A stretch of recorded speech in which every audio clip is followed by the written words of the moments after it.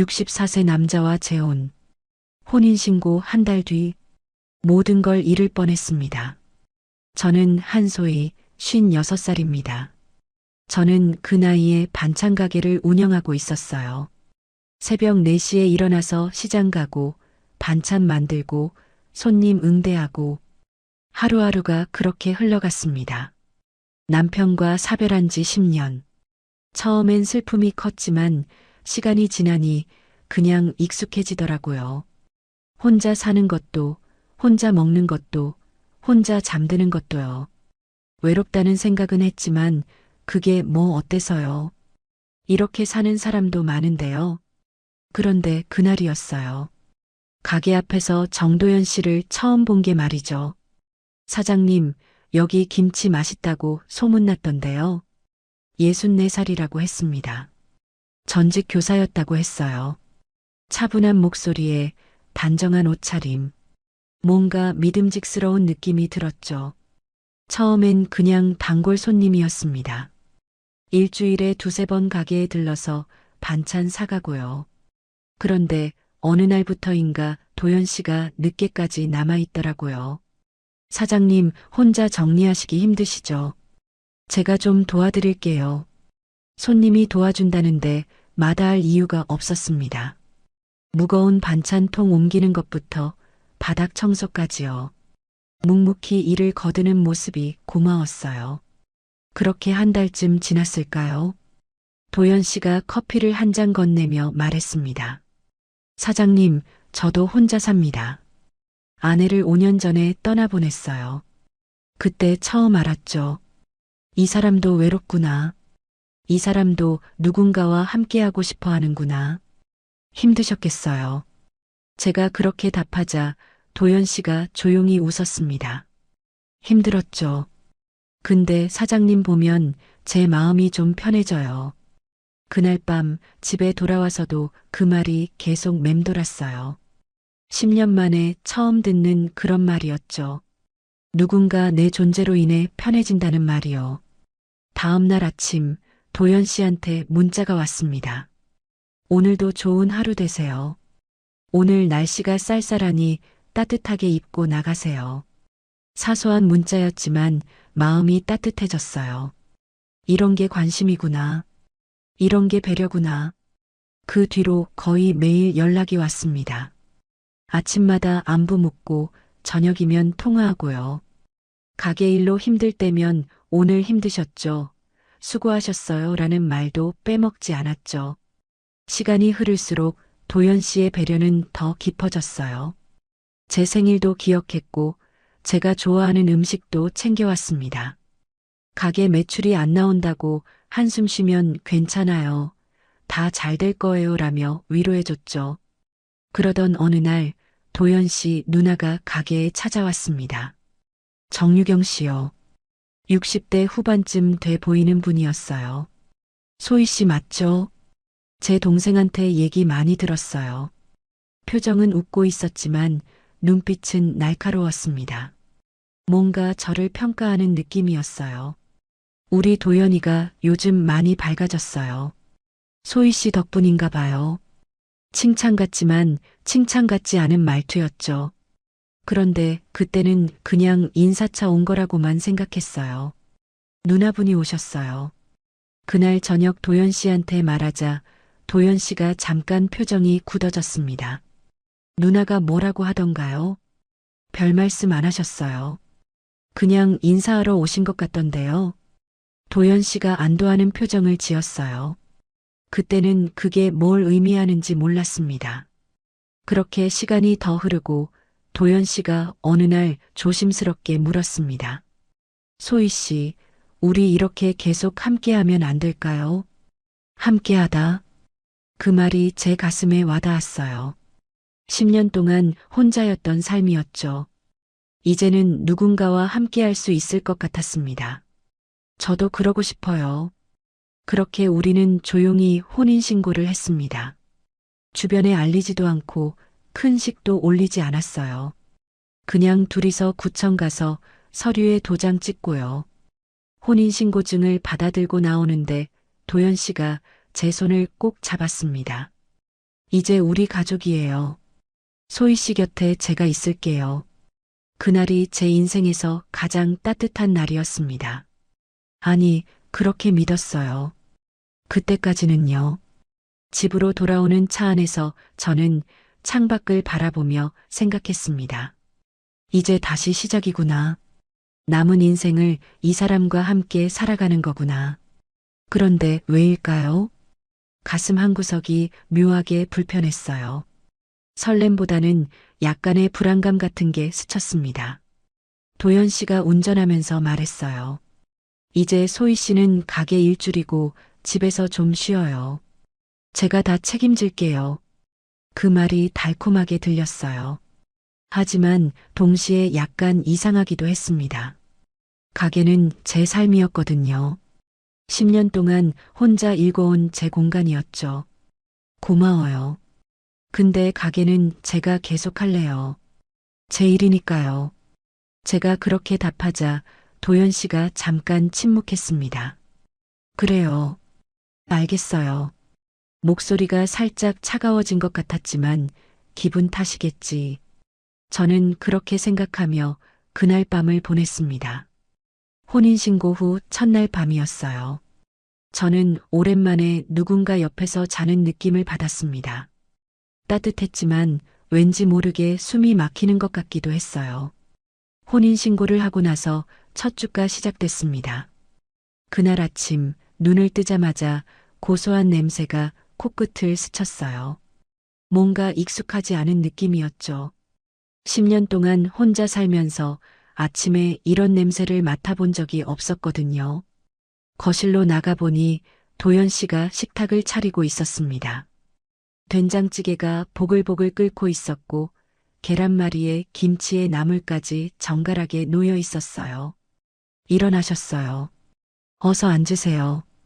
도연 씨의 목소리는 부드러웠습니다. 마치 오래전부터 이렇게 살아온 부부처럼요.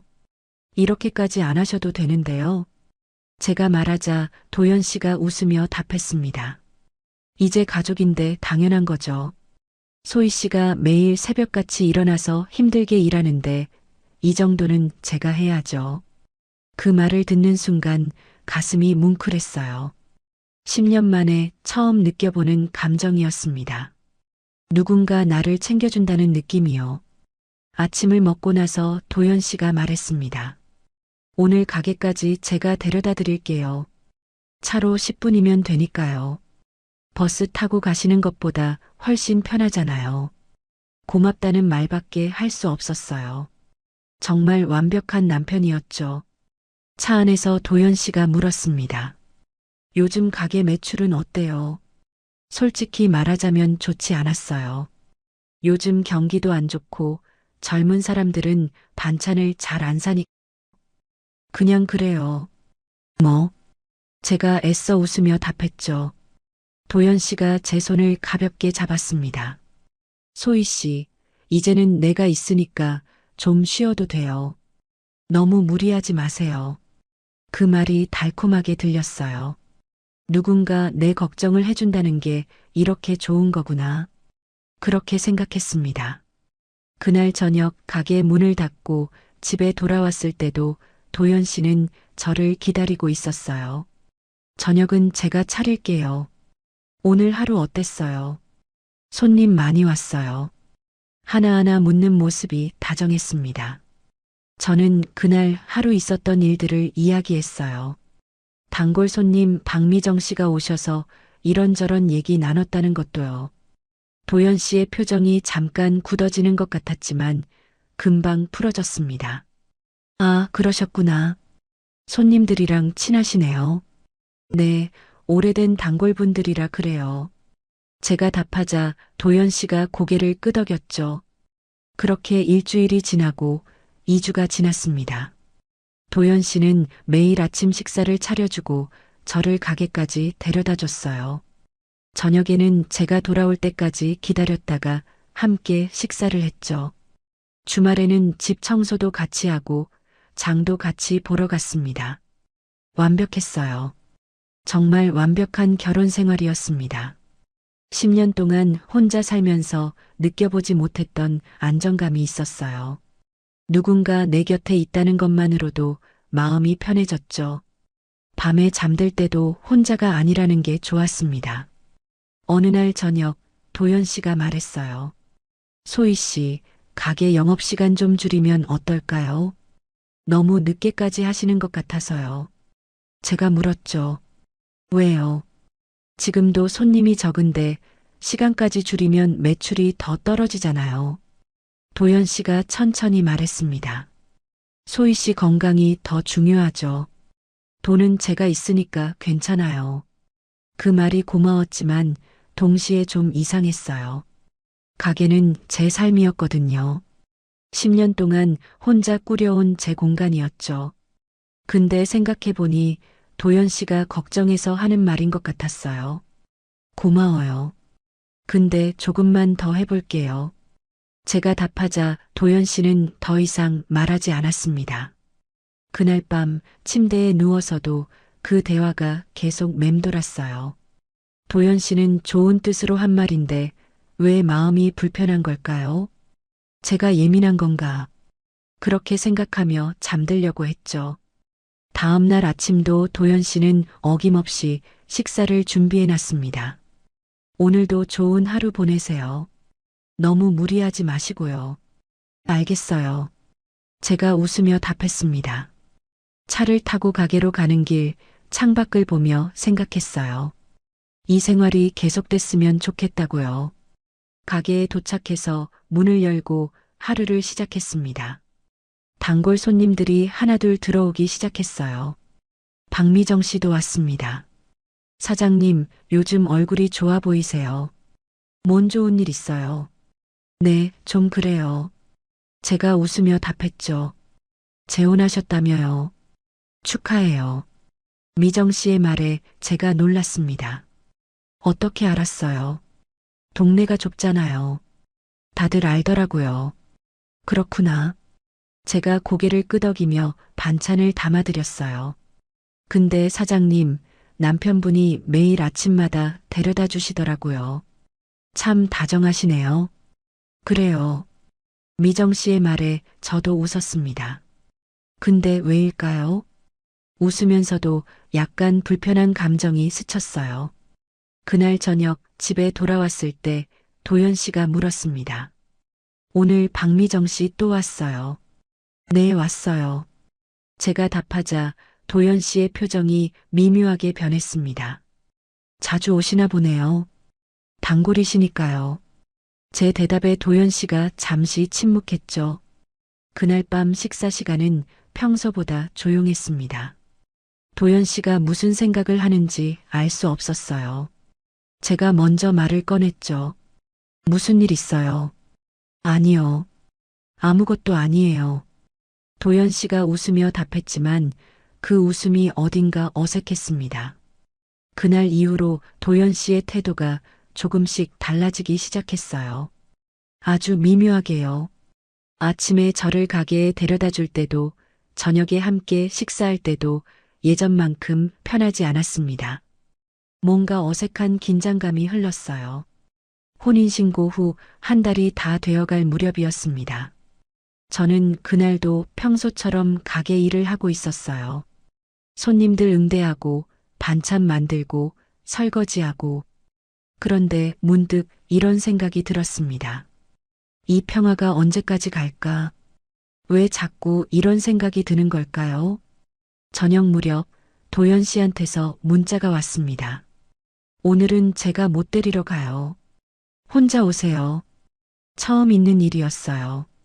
한 달 동안 단 한 번도 빠지지 않고 데리러 왔던 도연 씨가요. 무슨 일 있냐고 물어볼까 하다가 그냥 넘어갔습니다. 버스를 타고 집으로 돌아가는 길 창밖을 보며 생각했어요. 뭔가 변하고 있구나. 이 평화로운 시간이 끝나가고 있구나. 그런 예감이 들었습니다. 왜일까요?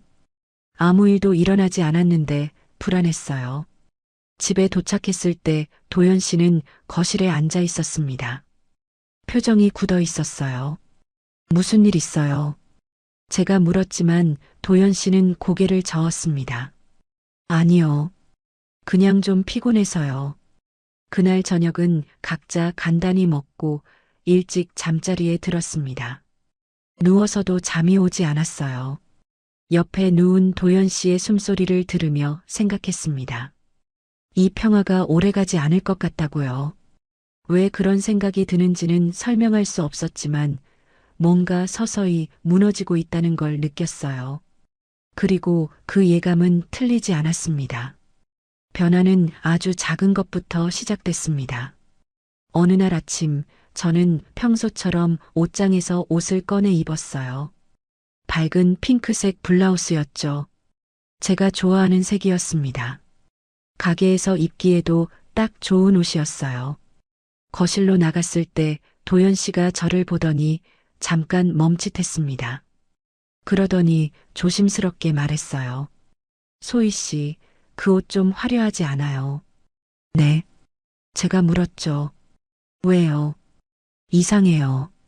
도연 씨가 고개를 저었습니다.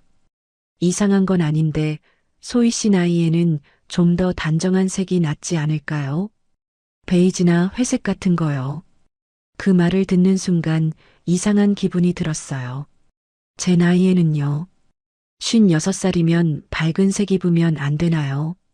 근데 도연 씨의 말투는 너무 부드러웠습니다. 뭔가 잘못됐다고 느끼기 어려울 정도로요.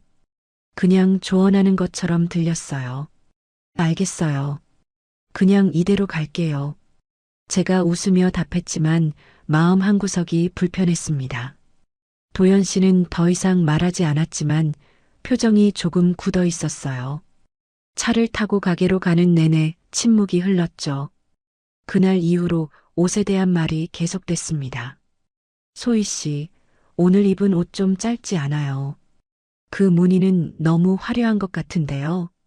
치마보다는 바지가 낫지 않을까요? 하나하나는 작은 말이었어요. 근데 매일 이런 말을 듣다 보니 저도 모르게 옷장 앞에서 고민하게 됐습니다. 이거 입으면 도연 씨가 뭐라고 할까? 이 색은 괜찮을까? 어느 날은 그냥 무난한 회색 티셔츠를 입고 나갔어요. 도연 씨가 웃으며 말했습니다. 오늘은 참 잘 어울리네요. 역시 소희 씨한테는 이런 색이 딱이에요. 칭찬이었지만 기분이 좋지 않았어요. 왜 제가 입고 싶은 옷이 아니라 도연 씨가 원하는 옷을 입어야 하는 걸까요? 그리고 가게에서도 변화가 시작됐습니다. 어느 날 저녁 단골 손님 한 분과 오래 이야기를 나눴어요. 그분이 요즘 건강이 안 좋으셔서 이것저것 고민을 털어놓으시더라고요. 저도 들어드리고 위로해드렸죠. 그렇게 30분쯤 지났을까요? 집에 돌아왔을 때 도연 씨가 물었습니다. 오늘 좀 늦으셨네요. 무슨 일 있었어요? 아, 단골 손님이랑 얘기 좀 나누다가요.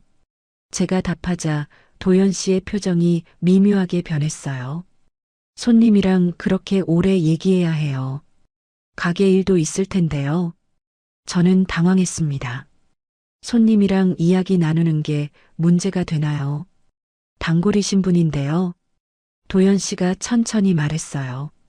소희 씨가 너무 친절한 건 좋은데 가끔은 선을 지켜야죠. 손님은 손님이니까요. 너무 친해지면 나중에 이상한 오해 생길 수도 있고요. 이상한 오해요. 무슨 오해요? 제가 물었지만 도연 씨는 그냥 고개를 저었습니다. 그냥 제 생각이에요. 신경 쓰지 마세요. 근데 이미 신경이 쓰였어요. 도연 씨가 무슨 생각을 하는 건지 알 수 없었죠.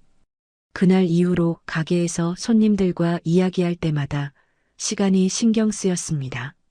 너무 오래 얘기하면 도연 씨가 또 뭐라고 할까? 자연스럽게 대화가 짧아졌어요. 단골 손님들도 눈치챘을 거예요. 사장님이 예전만큼 말이 없다고요. 그리고 어느 날 도연 씨가 또 말했습니다. 소희 씨, 가게 문 닫는 시간 좀 당기면 어떨까요? 요즘 너무 늦게까지 하시는 것 같아서요. 밤 9시까지 하잖아요. 8시로 줄이면 안 될까요? 저는 고개를 저었습니다. 저녁 시간에 오시는 분들이 있어서요. 그분들은 낮에 일하시니까 저녁에만 올 수 있거든요. 도연 씨가 한숨을 쉬었습니다. 소희 씨 건강이 더 중요하잖아요. 돈보다 건강이 먼저죠. 그리고 이제 저도 있으니까 굳이 그렇게 무리할 필요 없어요. 그 말이 달콤하게 들릴 수도 있었어요. 근데 제게는 그렇게 들리지 않았습니다. 제 가게, 제 일인데 왜 도연 씨가 결정하려고 하는 걸까요? 생각해 볼게요. 제가 그렇게 답하자 도연 씨의 얼굴이 굳었습니다. 생각해 볼게요가 아니라 그냥 하시면 되는 건데 왜 그렇게 고집을 부리세요? 목소리 톤이 조금 높아졌어요. 처음으로 도연 씨가 짜증을 내는 모습을 봤습니다. 저는 아무 말도 하지 못했어요. 그냥 고개만 끄덕였죠. 도연 씨는 잠시 후 표정을 풀고 말했습니다. 미안해요. 제가 너무 걱정돼서 그랬어요. 소희 씨가 힘들어할까 봐요. 다시 부드러운 목소리였습니다. 근데 그 부드러움이 오히려 더 무섭게 느껴졌어요. 그날 밤 침대에 누워서도 잠이 오지 않았습니다. 머릿속으로 생각이 계속 맴돌았어요. 이게 정상적인 걱정일까? 아니면 통제일까? 잘 모르겠었어요. 도연 씨는 항상 부드럽게 말했고 제 걱정을 하는 것처럼 보였거든요. 근데 왜 이렇게 불편한 걸까요? 다음 날도 그 다음 날도 작은 간섭들이 계속됐습니다. 소희 씨, 오늘 머리 좀 묶는 게 어때요? 풀어놓으니까 정리가 안 돼 보여요. 소희 씨, 요즘 화장 너무 진하게 하시는 것 같은데요. 자연스러운 게 더 예쁜데요. 소희 씨, 가게에서 음악 틀지 마세요. 너무 시끄러워요. 하나하나는 작은 것들이었습니다. 근데 그 작은 것들이 쌓이고 쌓이니까 숨이 막혔어요. 제가 뭘 하든 도연 씨의 시선을 의식하게 됐죠. 이거 하면 도연 씨가 뭐라고 할까? 저거 입으면 또 잔소리를 들을까? 어느 날 아침 거울을 보다가 깨달았습니다. 제 모습이 변했다는 걸요. 예전에 제가 아니었어요. 밝은 옷도 안 입고 머리도 항상 묶고 화장도 옅게 하고 도연 씨가 원하는 모습으로 변해가고 있었습니다. 그리고 그게 너무 무서웠어요. 가게에서도 마찬가지였습니다. 손님들과 대화도 짧게 하고 영업시간도 조금씩 줄이고 결국 8시에 문을 닫기 시작했어요. 도연 씨가 계속 말했거든요. 건강을 위해서라고요. 저를 걱정해서라고요. 근데 정말 걱정인가요? 아니면 저를 통제하려는 건가요? 저는 그 답을 알 수 없었습니다. 도연 씨는 한 번도 소리를 지르거나 화를 낸 적이 없었어요. 항상 부드럽고 다정했죠. 그래서 더 헷갈렸습니다. 박미정 씨가 어느 날 물었어요. 사장님, 요즘 좀 달라 보이시는데 괜찮으세요? 괜찮아요. 제가 웃으며 답했지만 미정 씨는 믿지 않는 표정이었습니다. 뭔가 있으시면 언제든 말씀하세요. 혼자 끙끙 앓지 마시고요. 고마웠어요. 근데 뭐라고 말해야 할지 몰랐습니다. 남편이 제 옷에 간섭한다고요. 영업시간을 줄이라고 한다고요. 손님들과 오래 얘기하지 말라고 한다고요. 말로 하면 너무 사소해 보였어요. 그냥 제가 예민한 것처럼 느껴질 수도 있었죠. 그날 저녁 집으로 돌아가는 길에 생각했습니다. 이게 결혼 생활인가? 서로 맞춰가며 사는 게 이런 건가? 아니면 제가 뭔가 잘못 느끼고 있는 건가? 확신할 수 없었어요. 근데 한 가지는 확실했습니다. 저는 점점 숨이 막히고 있었어요. 그리고 그 이유가 도연 씨 때문이라는 걸 알고 있었습니다. 토요일 오후였습니다. 가게 문을 일찍 닫고 집에 돌아왔을 때 거실에 낯익은 사람이 앉아 있었어요. 정유경 씨, 도연 씨의 누나였죠.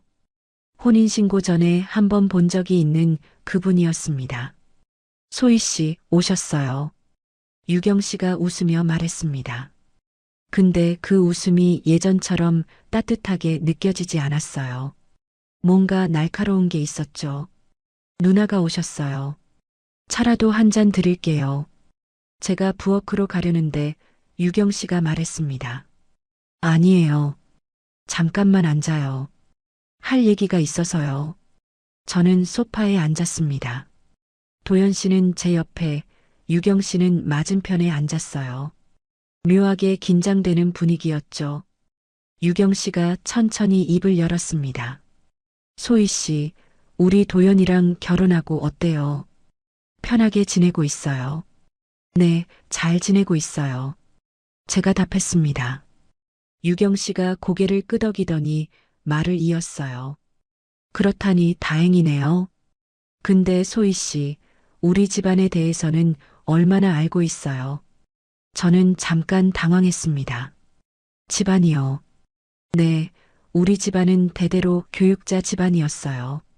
할아버지도 교사셨고 아버지도 교장 선생님이셨죠.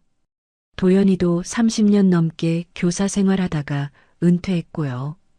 그래서요. 제가 물었죠. 유경 씨의 목소리가 조금 더 단단해졌습니다. 그래서 우리 집안은 품위를 중요하게 생각해요.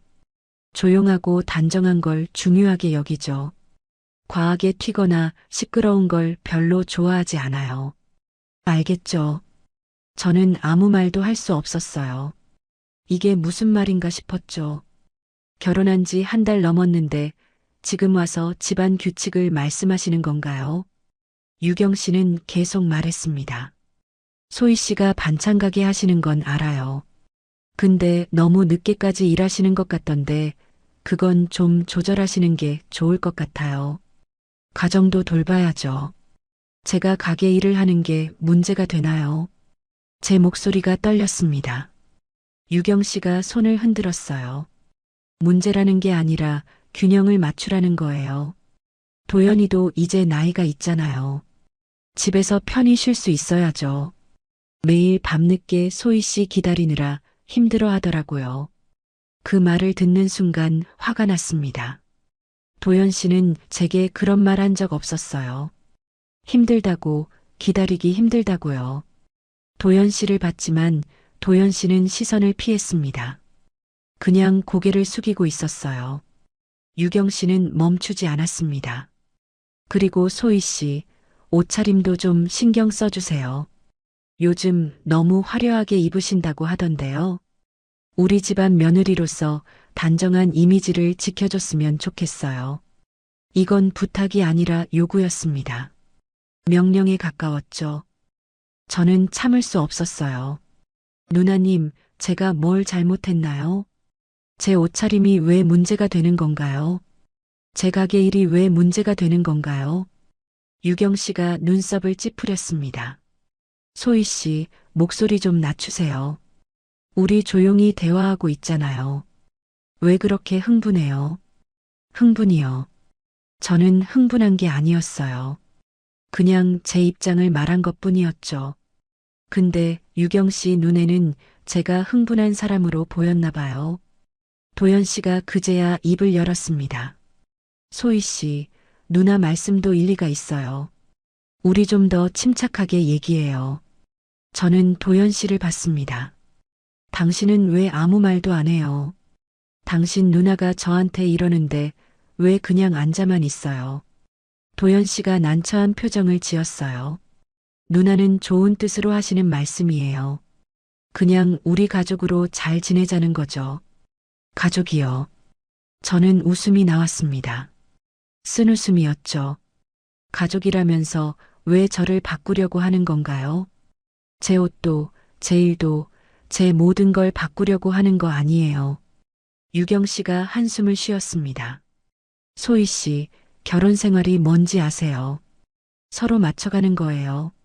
자기 고집만 부리면 안 되죠. 그날 유경 씨는 1시간 넘게 앉아 있었습니다. 계속 이런저런 말들을 하셨어요. 집안 살림은 어떻게 하는지, 명절에는 어떻게 준비해야 하는지, 친척들 만날 때는 어떻게 행동해야 하는지. 마치 저를 훈련시키는 것 같았습니다. 유경 씨가 돌아간 후 저는 도연 씨에게 물었습니다. 당신도 그렇게 생각해요. 제가 너무 화려하게 입는다고, 가게 일을 너무 늦게까지 한다고요. 도연 씨가 잠시 망설이더니 말했습니다. 누나 말이 완전히 틀린 건 아니에요. 소희 씨를 위해서 하는 말이기도 하고요. 저를 위해서요. 제 목소리가 떨렸습니다. 저를 바꾸라는 게 저를 위한 거라고요. 도연 씨가 한숨을 쉬었어요. 왜 그렇게 받아들여요?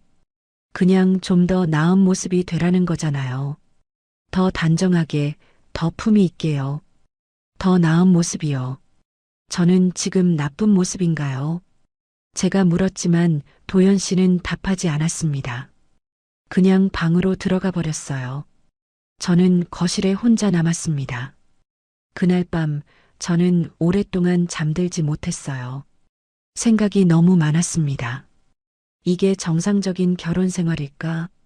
가족이라는 이름으로 누군가를 바꾸려고 하는 게 맞는 걸까? 아니, 애초에 저는 결혼을 왜 한 걸까? 다음 날부터 도연 씨의 간섭은 더 심해졌습니다. 아마 유경 씨한테 영향을 받은 것 같았어요. 소희 씨, 오늘은 집에서 쉬는 게 어때요? 가게는 하루쯤 쉬어도 되잖아요. 소희 씨, 그 친구분들이랑 자주 연락하지 마세요. 가정에 집중해야죠. 소희 씨, 저녁은 꼭 집에서 같이 먹어야 해요. 가족인데 당연한 거 아니에요. 하나하나가 제 생활 반경을 줄여갔습니다. 가게 가는 것도, 친구 만나는 것도, 심지어 혼자 산책 나가는 것도 눈치가 보였어요. 도연 씨는 항상 물었거든요. 어디 가요? 누구 만나요? 언제 돌아와요? 어느 날 박미정 씨가 물었습니다. 사장님, 요즘 왜 그래요? 완전히 다른 사람 같아요. 저는 대답할 수 없었어요. 뭐라고 설명해야 할지 몰랐죠. 그냥 이렇게 말했습니다. 미정 씨, 저 제 삶을 잃어가고 있는 것 같아요. 그 말을 하는 순간 깨달았습니다. 정말로 제 삶이 사라지고 있다는 걸요. 제가 좋아하던 것들, 제가 하고 싶던 것들, 제가 입고 싶던 것들, 모든 게 도연 씨가 원하는 것으로 바뀌고 있었어요. 저는 점점 도연 씨가 원하는 아내가 되어가고 있었습니다. 제가 원하는 제 모습이 아니라요. 그날 밤 거울을 보며 물었습니다. 이 사람이 나인가? 회색 옷을 입고 머리를 묶고 화장기 없는 얼굴을 한 이 사람이 한소희인가? 아니었어요. 이건 제가 아니었습니다. 이건 도연 씨가 만들어낸 누군가였죠. 그리고 그날 밤 처음으로 확실하게 깨달았습니다. 이건 사랑이 아니라는 걸요. 이건 통제였습니다. 도연 씨는 저를 사랑한 게 아니라 저를 자기가 원하는 사람으로 만들고 싶었던 거예요. 누나의 말대로 단정하고 조용하고 집안 중심적인 사람으로요. 저는 숨이 막혔습니다. 정말로 숨을 쉴 수 없을 것 같았어요. 이 집에서, 이 결혼에서, 이 삶에서 벗어나고 싶었습니다. 근데 어떡해요? 혼인신고한 지 겨우 한 달 반밖에 안 됐는데 이혼을 말할 수 있을까요? 사람들이 뭐라고 할까요? 그 생각들이 머릿속을 복잡하게 만들었습니다. 근데 한 가지는 확실했어요. 이대로는 안 된다는 거요. 이대로 계속 살 수는 없었습니다. 제 삶을 되찾아야 했어요. 아직 늦지 않았다면요. 그날은 화요일이었습니다. 오후 4시쯤이었을 거예요. 가게에 손님이 별로 없어서 정리를 하고 있었죠. 그때 박미정 씨가 들어왔습니다. 사장님, 오늘 김치 좀 많이 담아주세요. 친정에 갖다 드릴 거예요. 알겠어요. 제가 큰 통에 김치를 담기 시작했습니다. 꽤 무거웠어요. 5kg은 됐을 거예요. 다 담고 나서 카운터로 옮기려는데 미정 씨가 말했습니다. 사장님, 제가 들게요. 무거우시잖아요. 아니에요, 괜찮아요. 제가 답했지만 미정 씨가 이미 손을 뻗었어요. 그렇게 둘이서 반찬통을 들고 있었습니다. 무거워서 제대로 못 잡으면 떨어질 것 같았거든요. 미정 씨가 한쪽을, 제가 한쪽을 잡고 카운터까지 옮겼어요. 그 과정에서 우리는 자연스럽게 가까이 서 있었죠. 그냥 반찬통 옮기는 거였습니다. 그뿐이었어요. 그런데 그때였습니다. 가게 유리문 너머로 누군가가 서 있는 게 보였어요. 도연 씨였습니다. 평소보다 일찍 오셨나 봐요. 저는 손을 흔들며 웃었죠. 도연 씨도 저를 봤을 거예요. 근데 도연 씨는 손을 흔들지 않았습니다. 그냥 서서 저희를 바라보고 있었어요. 표정이 이상했습니다. 굳어 있었어요. 웃지도 않고 그냥 차갑게 쳐다보고 있었죠. 몇 초쯤 지났을까요? 도연 씨가 돌아서서 집으로 들어가 버렸습니다. 저는 순간 당황했어요. 왜 그냥 가신 거지? 미정 씨가 물었습니다. 사장님, 남편분 아니셨어요. 네, 맞아요. 왜 그냥 가셨을까요? 잘 모르겠어요. 제가 답했지만 마음이 불편했습니다. 뭔가 잘못 본 건가? 아니면 화가 나신 건가? 미정 씨는 금방 계산하고 나갔습니다. 저는 혼자 남아서 생각했어요. 도연 씨가 왜 그랬을까? 그냥 반찬통 옮기는 걸 봤을 뿐인데요. 근데 그 표정이 계속 머릿속에 남았습니다. 차갑고 굳은 표정이요. 저녁 6시에 가게 문을 닫고 집으로 돌아갔습니다. 요즘은 도연 씨가 원해서 일찍 문을 닫고 있었거든요. 집에 들어갔을 때 도연 씨는 거실에 앉아 있었어요. 텔레비전을 보고 있었지만 시선은 화면에 가 있지 않았습니다. 다녀왔어요. 제가 밝게 말했습니다. 도연 씨가 고개를 끄덕였어요. 네. 그뿐이었습니다. 평소 같으면 어떻게 왔냐고, 힘들지 않았냐고 물어봤을 텐데요. 그날은 아무 말도 없었습니다. 저녁 준비할까요? 제가 물었지만 도연 씨는 그냥 고개만 끄덕였어요. 대답도 제대로 안 하셨죠. 저는 부엌으로 가서 간단히 식사를 준비했습니다. 냉장고에 있는 반찬 꺼내서 데우고 밥하고 그러면서도 계속 도연 씨가 신경 쓰였어요. 저녁 식사 시간이었습니다. 평소라면 이것저것 이야기를 나눴을 텐데 그날은 조용했어요. 너무 조용했습니다. 저만 혼자 젓가락 소리를 내는 것 같았죠. 도연 씨는 말없이 밥만 먹고 있었어요. 오늘 왜 가게에 오셨다가 그냥 가셨어요? 제가 조심스럽게 물었습니다. 도연 씨가 젓가락을 내려놓았어요. 그리고 저를 봤습니다. 소희 씨는 모르세요. 뭘 모르는데요? 제가 물었죠. 도연 씨가 한숨을 쉬었습니다. 아무것도 아니에요. 그냥 일찍 돌아온 거예요. 근데 목소리 톤이 평소와 달랐어요. 뭔가 억누르고 있는 느낌이었습니다. 화가 나셨어요. 제가 다시 물었습니다. 도연 씨가 몇 초간 저를 쳐다봤어요. 그러더니 말했습니다.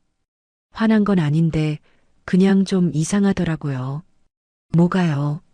소희 씨랑 그 손님이요. 박미정 씨요. 제가 물었죠.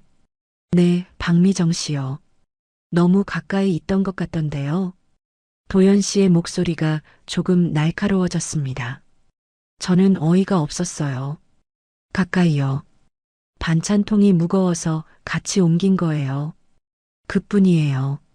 도연 씨가 고개를 저었습니다. 그뿐이라고요. 근데 왜 그렇게 웃으면서 옮겼어요? 그냥 웃었던 것뿐이에요. 별 생각 없이요. 제가 답했지만 도연 씨는 믿지 않는 표정이었습니다. 소희 씨, 솔직히 말해요.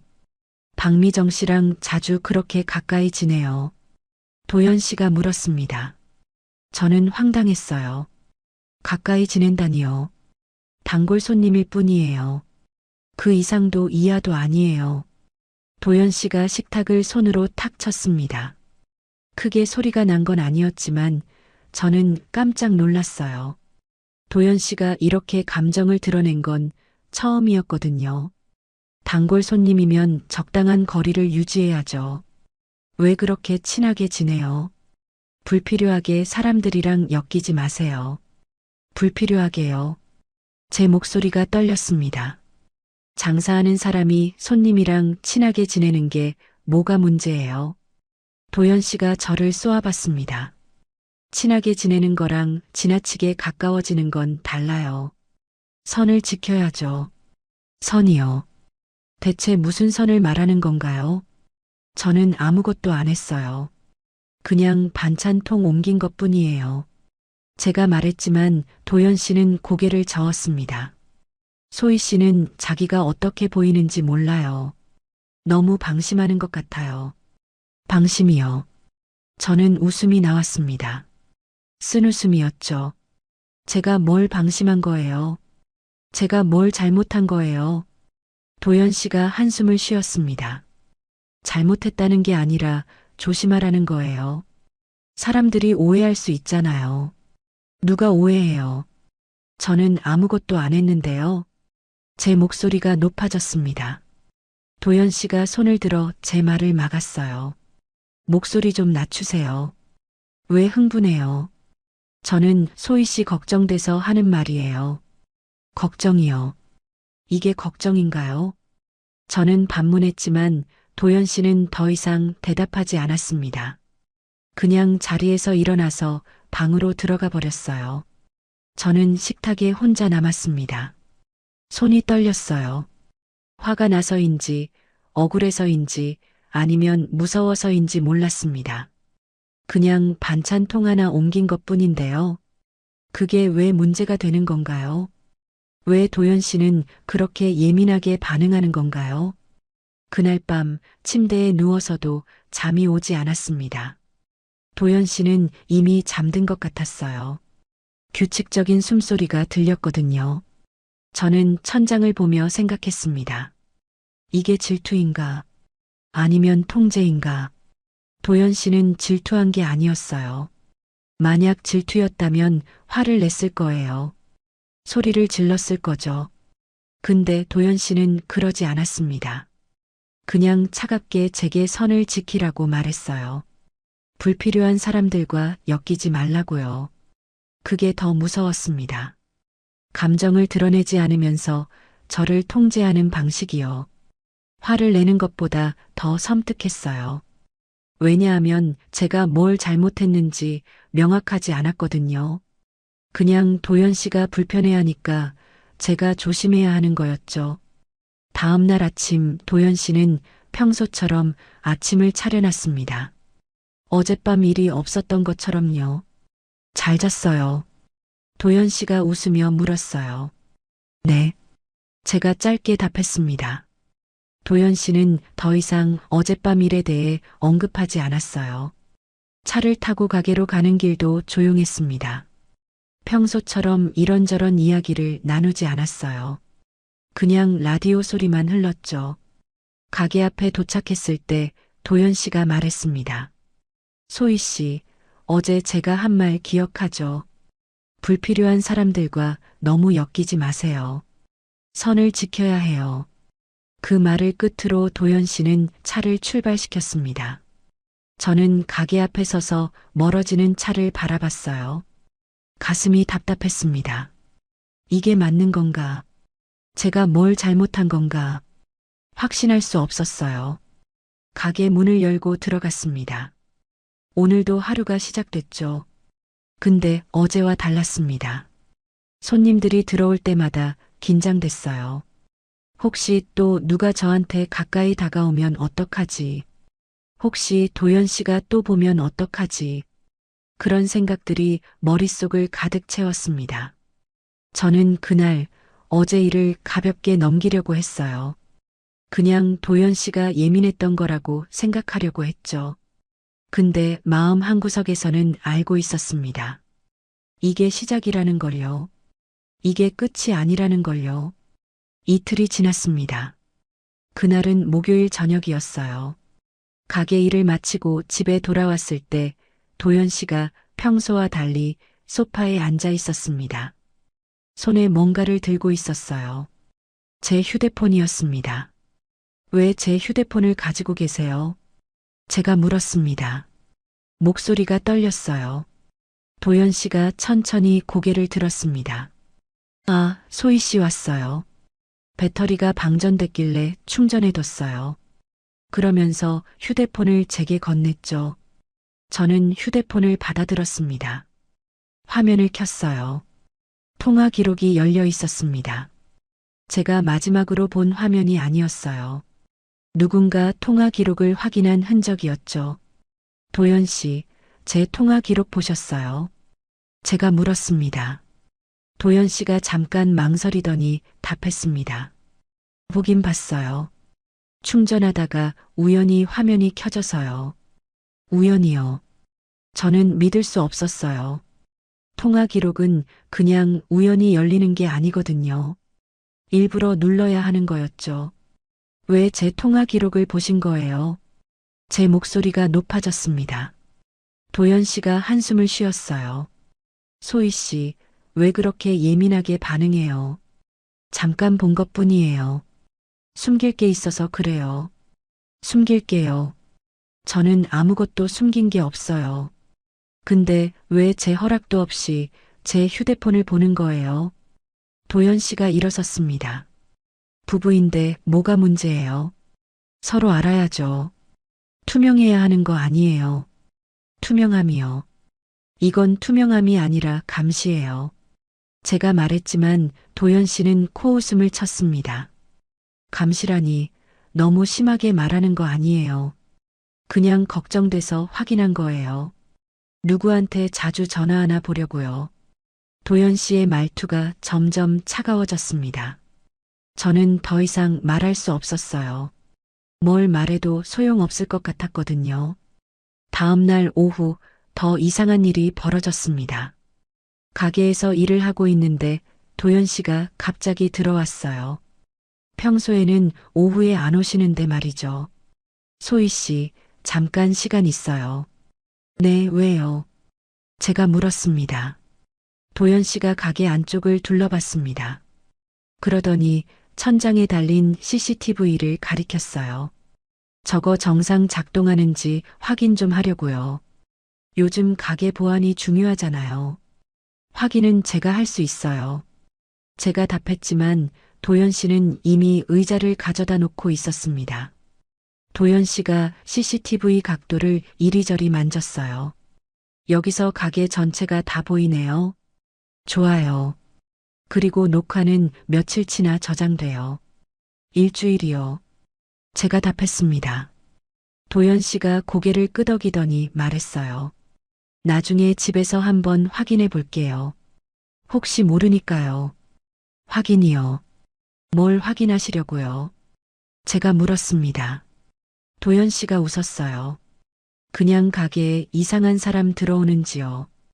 요즘 세상이 험하잖아요. 소희 씨 혼자 있을 때 위험할 수도 있으니까요. 그 말이 겉으로는 걱정처럼 들렸습니다. 근데 저는 알았어요. 이게 걱정이 아니라는 걸요. 도연 씨는 제가 가게에서 뭐 하는지 보려는 거였습니다. 누구랑 얘기하는지, 어떻게 일하는지 확인하려는 거였죠. 도연 씨가 돌아간 후 저는 천장에 CCTV를 올려다 봤습니다. 갑자기 그게 감시 카메라처럼 느껴졌어요. 제 가게인데, 제 공간인데 왜 감시받는 기분이 드는 걸까요? 가슴이 답답했습니다. 그날 저녁 집에 돌아왔을 때 도연 씨가 컴퓨터 앞에 앉아 있었습니다. 화면에는 제 가게 CCTV 영상이 떠 있었어요. 오늘 난 영상이었습니다. 뭐 하세요? 제가 물었습니다. 도연 씨가 화면을 가리켰어요. 보니까 오후 3시쯤에 남자 손님 한 분 왔더라고요. 꽤 오래 있었던 것 같은데 무슨 일이었어요? 저는 기억을 더듬었습니다. 아, 그분이요. 새로 이사 오신 분인데 반찬 종류 물어보시길래 설명해 드렸어요. 얼마나 오래 있었어요? 한 20분쯤요. 왜요? 제가 물었습니다. 도연 씨가 고개를 저었어요. 20분이나요? 너무 오래 있던 거 아니에요. 뭘 그렇게 오래 설명했어요. 저는 황당했습니다. 장사하는 사람이 손님한테 설명하는 게 문제예요. 제가 반문했지만 도연 씨는 표정이 굳어 있었어요. 문제는 아닌데 그냥 필요 이상으로 친절한 것 같아서요. 필요 이상이요. 대체 어디까지가 필요한 건데요? 제 목소리가 떨렸습니다. 도연 씨가 저를 쳐다봤어요. 소희 씨, 왜 자꾸 그렇게 따지고 들어요? 저는 당연한 걱정을 하는 건데 왜 예민하게 구는 거예요? 예민하게요. 저는 웃음이 나왔습니다. 제 휴대폰 통화 기록 확인하고 제 가게 CCTV 들여다보는 게 당연한 걱정이에요. 이게 정상이에요. 도연 씨가 자리에서 일어났습니다. 정상이죠. 부부니까 당연한 거예요. 왜 소희 씨는 이해를 못해요? 이해요. 저는 더 이상 참을 수 없었어요. 당신이 저를 감시하고 있잖아요. 제가 뭘 하는지, 누구랑 만나는지, 어디 가는지 전부 확인하려고 하잖아요. 도연 씨가 코웃음을 쳤습니다. 감시라니 말이 너무 심하네요. 이게 사랑이에요. 걱정이라고요. 사랑이요. 이게 사랑이에요. 제 목소리가 높아졌습니다. 도연 씨가 손을 들어 제 말을 막았어요. 목소리 좀 낮추. 왜 이렇게 흥분해요? 뭐 숨기는 게 있으니까 그렇게 화를 내는 거 아니에요. 그 말을 듣는 순간 뭔가 무너지는 느낌이었습니다. 저는 아무것도 숨긴 게 없었어요. 그냥 평범하게 가게 일하고 손님 응대하고 그뿐이었죠. 근데 도연 씨 눈에는 제가 뭔가 숨기는 사람으로 보였나 봐요. 저는 더 이상 말할 수 없었습니다. 그냥 방으로 들어가서 문을 닫았어요. 침대에 앉아서 숨을 고르려고 했지만 가슴이 너무 답답했습니다. 눈물이 났어요. 처음으로 결혼 후에 눈물을 흘렸습니다. 다음 날 저는 가게에서 박미정 씨를 만났습니다. 미정 씨가 저를 보더니 놀란 표정을 지었어요. 사장님, 얼굴이 왜 그래요? 많이 안 좋아 보이시는데요. 괜찮아요. 제가 웃으려고 했지만 웃음이 나오지 않았습니다. 미정 씨가 제 손을 잡았어요. 사장님, 무슨 일 있으시죠? 말씀하세요. 그 따뜻한 손길에 저는 참았던 눈물이 터져버렸습니다. 사람들이 볼 수 있는 가게 한가운데서요. 미정 씨가 급히 저를 가게 안쪽으로 데려갔어요. 저는 한참을 울었습니다. 미정 씨는 아무 말 없이 제 등을 토닥여줬어요. 진정되고 나서야 저는 조금씩 말할 수 있었습니다. 미정 씨, 저 너무 힘들어요. 숨이 막혀요. 제가 뭘 잘못한 건지 모르겠어요. 그냥 제 삶을 살고 싶은데 그게 안 돼요. 미정 씨가 물었습니다. 남편분 때문인가요? 저는 고개를 끄덕였어요. 그리고 조금씩 이야기했습니다. 통화 기록을 확인하는 것, CCTV를 보는 것, 제 모든 걸 통제하려는 것들을요. 미정 씨는 심각한 표정으로 들었습니다. 사장님, 이건 정상이 아니에요. 이건 사랑이 아니라 통제예요. 미정 씨의 말에 저는 더 울었습니다. 저도 알아요. 근데 어떻게 해야 할지 모르겠어요. 결혼한 지 2달밖에 안 됐는데 벌써 이혼을 생각하는 게 맞는 건가요? 미정 씨가 제 손을 꼭 잡았습니다. 사장님, 2달이든 20년이든 중요한 건 사장님이 행복하냐는 거예요. 지금 행복하세요. 저는 고개를 저었습니다. 아니요. 하나도 안 행복해요. 그럼 답은 나온 거 아니에요. 그날 저는 처음으로 확실하게 깨달았습니다. 이 결혼은 잘못됐다는 걸요. 그리고 여기서 벗어나야 한다는 걸요. 그날 밤 저는 결심했습니다. 이대로는 안 되겠다고요. 잠깐이라도 떨어져 있어야 할 것 같았어요. 숨을 쉴 공간이 필요했습니다. 새벽 5시 도연 씨가 아직 자고 있을 때 조용히 짐을 쌌어요. 간단한 옷 몇 벌만 배낭에 넣었죠. 어디로 갈까 생각하다가 단양이 떠올랐습니다. 예전에 혼자 한번 가본 적이 있었거든요.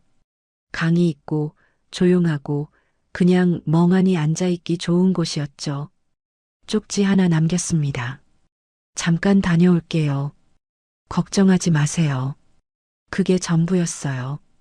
버스 터미널까지 걸어갔습니다. 이른 아침이라 사람이 별로 없었어요. 첫 차를 타고 단양으로 향했죠.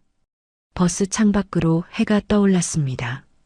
오랜만에 보는 평화로운 아침이었어요. 가슴이 조금씩 가벼워지는 느낌이었죠.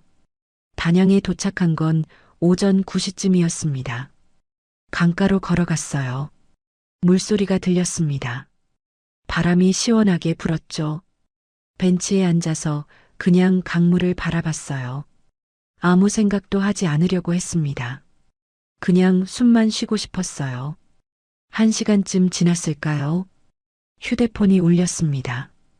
도연 씨였어요. 받지 않았습니다. 다시 울렸죠. 또 받지 않았어요. 계속 울렸습니다. 저는 휴대폰을 가방 깊숙이 넣어버렸어요. 소리가 작게 들렸지만 계속 울렸습니다. 점심때쯤 휴대폰을 꺼내봤습니다. 부재중 전화 23통이었어요. 전부 도연 씨였죠. 문자도 수십 개 왔습니다. 어디 갔어요? 왜 연락 안 해요? 무슨 일 있어요? 지금 당장 전화해요. 점점 다급해지는 문자들이었어요. 그리고 정유경 씨한테서도 문자가 왔습니다. 소희 씨, 지금 뭐 하는 거예요? 도연이가 얼마나 걱정하는데요? 집 나간 거 동네 사람들 다 알아요. 우리 집안 망신시키는 거예요. 당장 돌아오세요. 문자를 읽는 순간 화가 났습니다.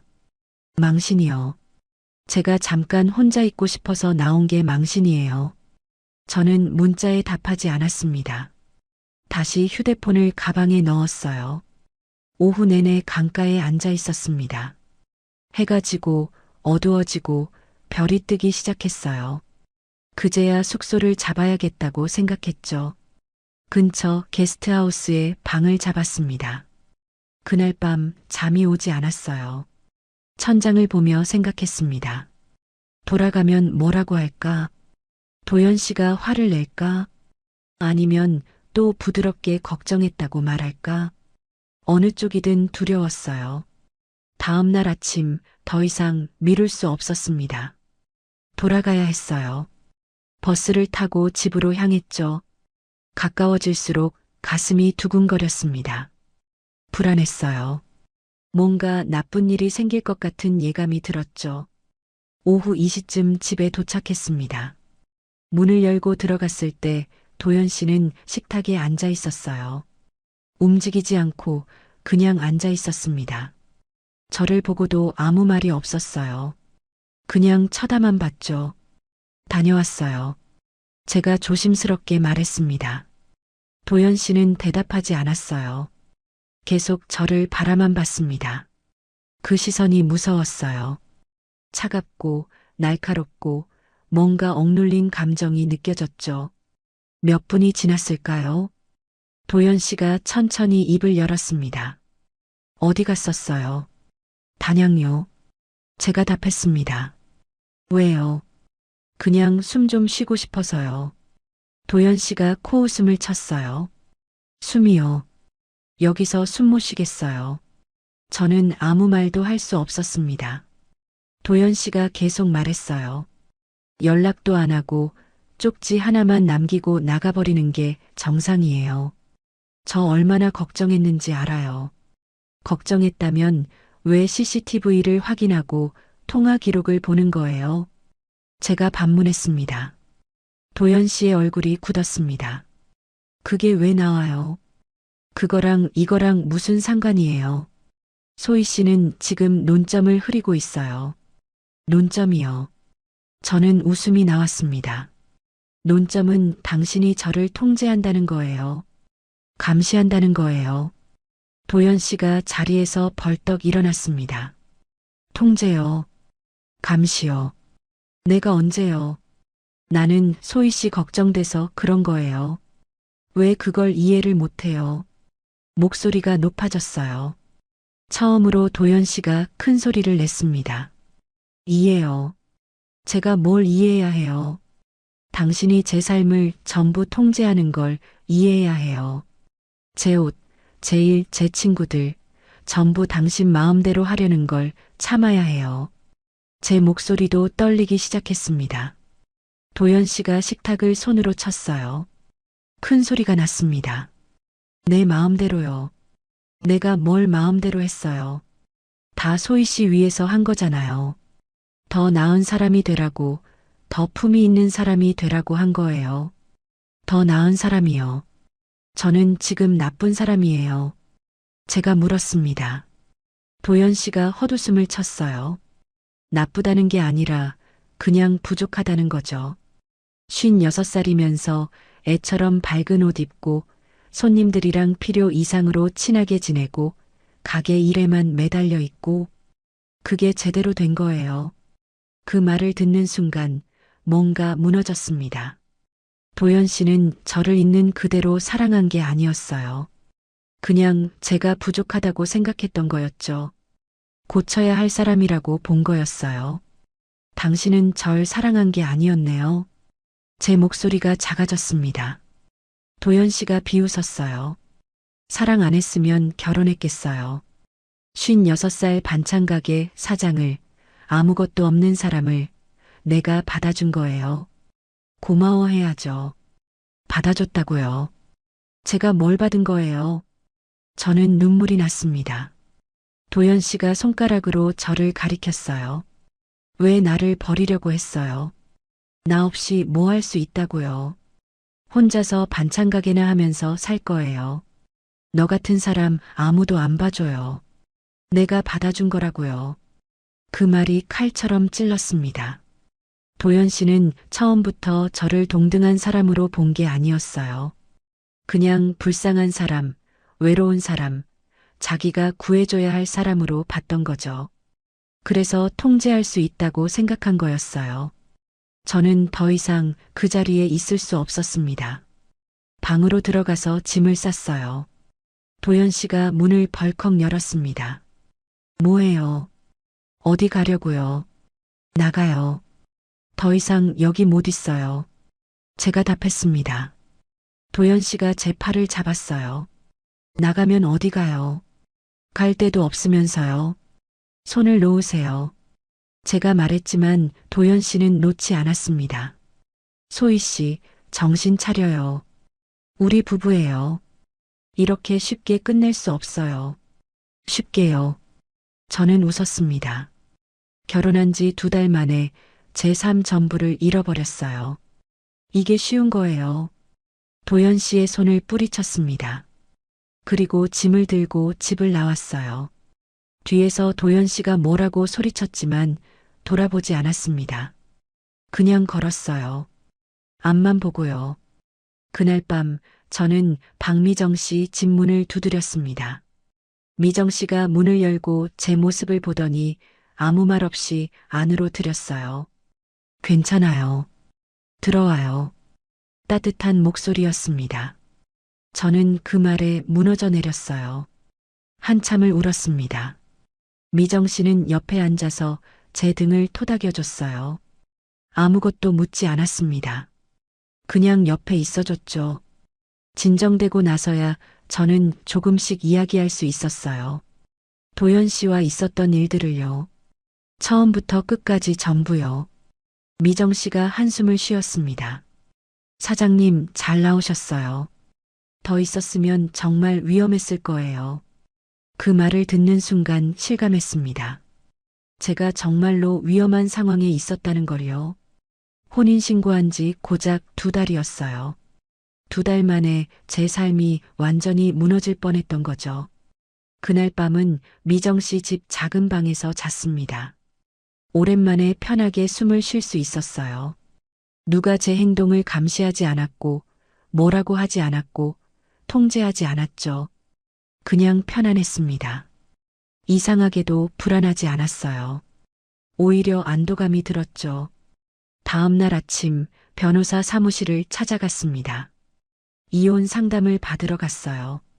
변호사님이 제 이야기를 듣더니 고개를 끄덕였습니다. 충분히 이혼 사유가 됩니다. 정서적 학대와 통제가 명확하네요. 그 말을 듣고 조금 안심이 됐어요. 절차를 밟기 시작했습니다.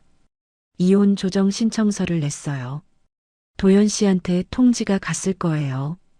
곧 연락이 올 거라고 예상했지만 며칠 동안 아무 연락이 없었습니다. 오히려 정유경 씨한테서 문자가 왔어요.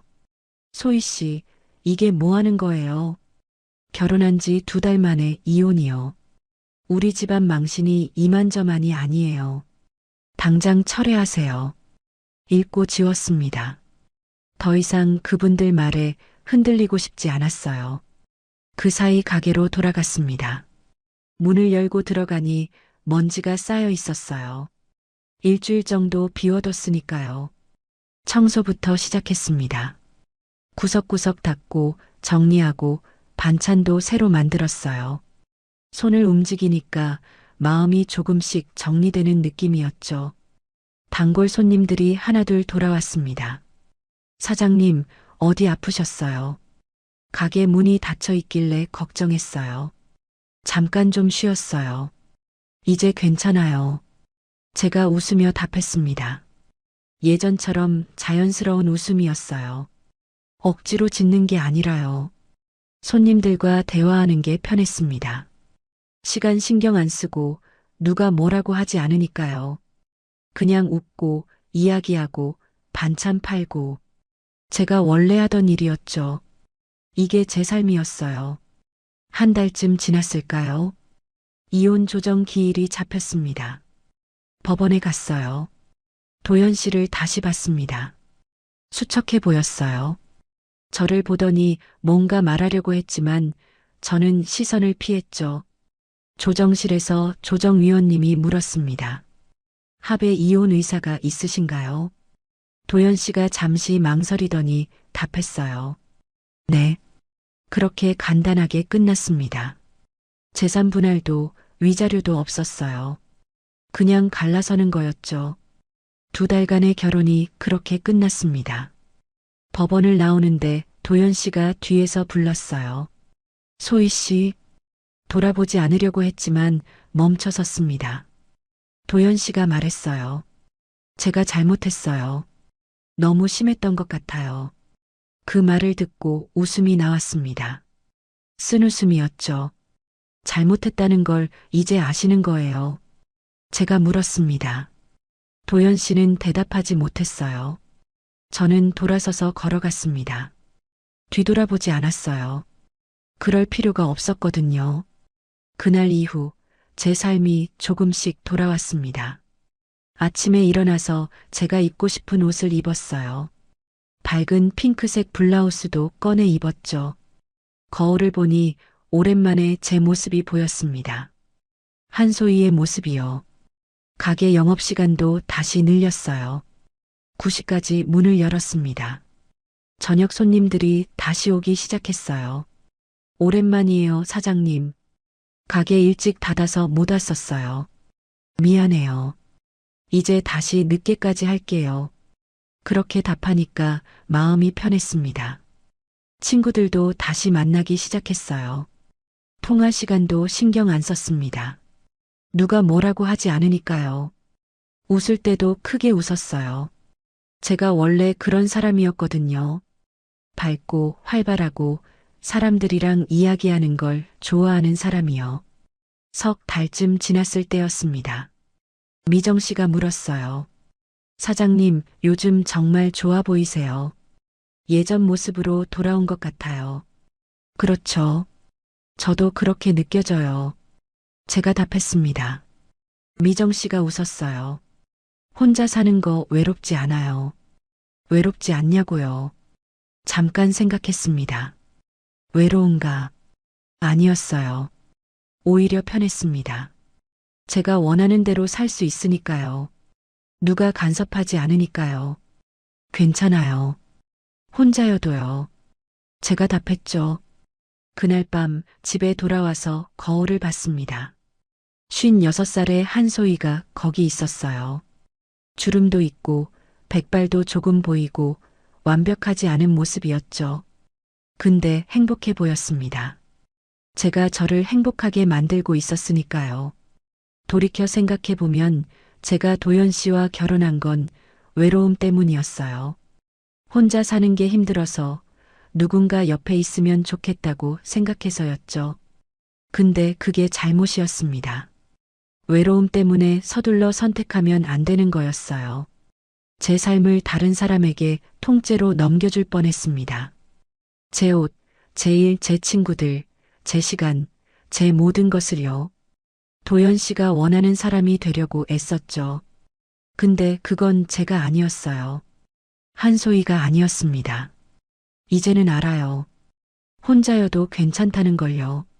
아니, 혼자가 더 나을 수도 있다는 걸요. 제가 저를 사랑하면서 살 수 있으니까요. 누군가 저를 바꾸려고 하지 않으니까요. 가끔 밤에 혼자 앉아 있으면 생각합니다. 만약 그때 나오지 않았다면 어땠을까요?